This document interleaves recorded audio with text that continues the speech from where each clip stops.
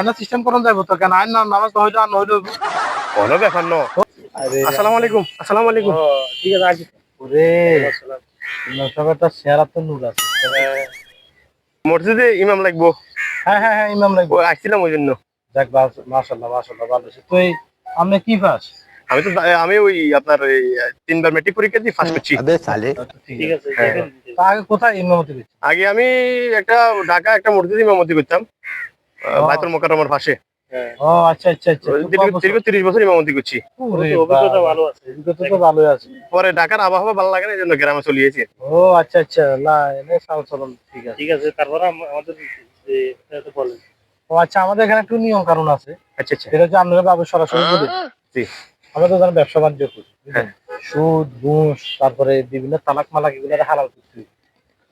আর এটা তো কোনো ব্যাপারে না, সুদ ঘুষ এগুলার ফতুয়া দিয়ে হালাল করতে হইব। হ্যাঁ আর তালাক মানে বউ তালাক দিবার পরে হিগারে আবার নিজ জাতের বউ হাতের কাছে হিরে দিতে হইব। হ্যাঁ তালাকের ফতুয়া উল্টালে দেব। হ্যাঁ অবশ্যই এটা তো কোনো বিষয় না, আল্লাহ এটা ফানিবাদ।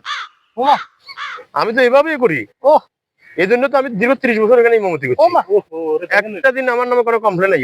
ওরে তো ভালো আছে এখন কত হলো যে টিয়া পয়সা তাহলে একটু বুঝুন তো। বড় মিয়াতে আমি আমরা বাবালাই যে আমরা মনে ছিলাম 10,000 দিমু আনের বেতন 15,000 আলহামদুলিল্লাহ আলহামদুলিল্লাহ। তো আমি তাহলে কালকে থেকে কি আমার জয়েনিং? কাল কেন আজকে কোন থেকে জয়েন কালকে থেকে আনের বেতন শুরু হয়েছে আজকে থেকে কালকে থেকে বেতন আসবে আজকে থেকে নামাজ পড়াবে আচ্ছা তাহলে নামাজ পড়ালাম তাহলে অনেক একটু পরে কি পরে তো মাগরিব নামাজ না না একটু পরে জোহরের নামাজ। জোরের নামাজ জোহরের নামাজ হ্যাঁ তো আমি জানেন না তো জানি জোরের নামাজ ঠিক আছে জোরের নামাজ করা কাজ করা যায় জোহরের নামাজ 4 রাকাত 4 রাকাত।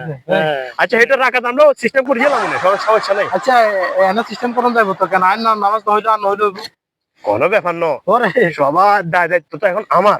আমি যেহেতু ইমাম এই মসজিদের সবকিছু দায়িত্ব আমার। গোটা সমাজের মানুষ নামাজ না হোক আর কি গো আমি দায়িত্ব লইছি, আমি ওই সমাজে গেলাম। ও তাহলে তো ঠিক আছে। এর আগে এখানে ইমাম আসছিল মনে হয় জ্ঞান আসিল বলে শুনতাম খালি সুদ আর ঘুষের বিরুদ্ধে কথা কইবে একটা ঝালাফালা করে দিতাম না গো। কই না মিয়া দুঃখের কথা নিয়ে এ হারা কোন ঘুষ বালানো সুদ বালানো তালাক কইলে ইয়া আবার হইতো না আবার বিয়ে করতে হবে এত কাহিনী কোন করি এগুন মূলত এগেন করিয়ে চলে বুঝুন না। এগুনে এগেন পুঁজি করি বা ধর্ম ব্যবসা করি কোন রকম খার আমরা তো ইচ্ছা না না না হালাল ব্যবসা করবো। আর টিয়া কারে দিমু কেনে টিয়া এখন টিয়া দি টিয়া বানাবো এটা আমার ব্যাপার। হ্যাঁ বুঝলেন চলেন চলেন ঠিক আছে নামাজ তো আর আধা ঘন্টা পরে আধা ঘন্টা পরে আইয়েন আইয়েন ঠিক আছে আইয়েন রাখ ঠিক আছে করিম না ঠিক আছে সাথে টিয়া দি দিমু ঠিক আছে।